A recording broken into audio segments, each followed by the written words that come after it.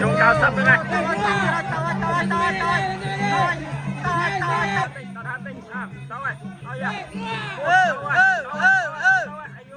Bê thôi.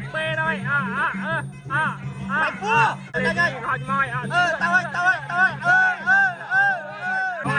Thả. Tao ơi. Lên.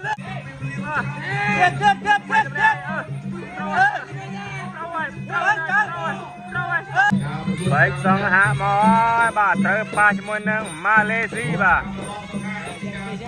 Ya mela tempat tau chi yang na ba. Malaysia teh sang ha ke la tau ya. Cua mai cua. Ya.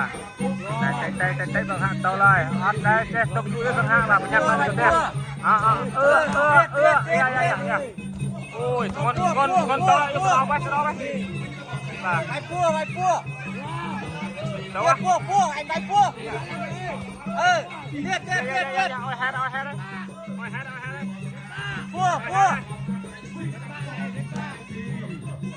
Mày cua. Mày cua. Đâu đây đi vào đây kìa. Cua. Họ một ngang vào đây. Họ một đây. Tao ơi.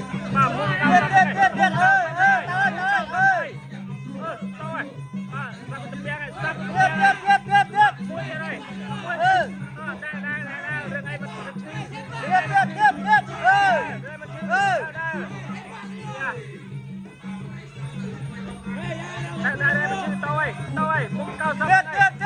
Sắp ơi.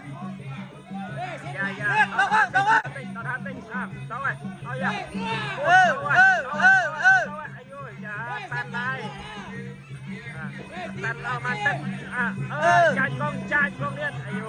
Điên. Sao thế này? Bê thôi. Mày cua. Rồi bay đi công. Bê thôi, mình xin lỗi. Đánh mà. Họ vào ra bà họ cho mồi. Họ cho mồi. Tao ơi.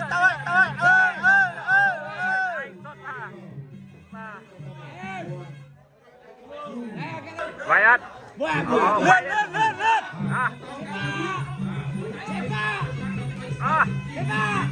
Rồi, thả.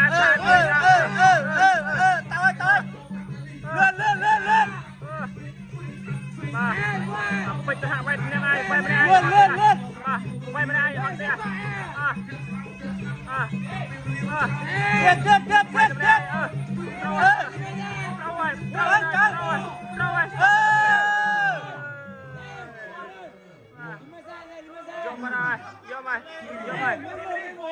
Vô mày. Ôi, bạn chập tực vô mà. Ok, chập tực vô mà. Tực cái phía mấy tực cái muối cứ Malaysia ở bên đây một hai mà. Sang hai bên anh mà, chỉ mới là tực cái phía. Ô.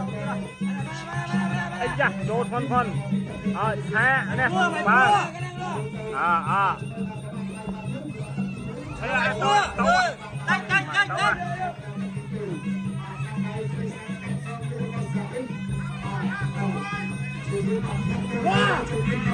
Đó.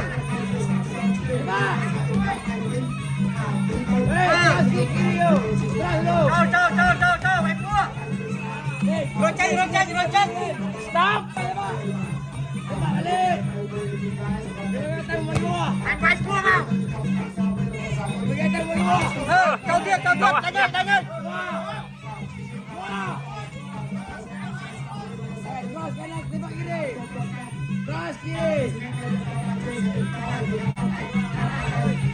Dùng cao sắp thế này.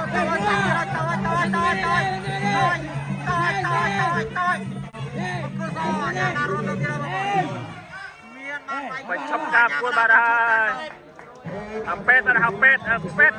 Pet chui.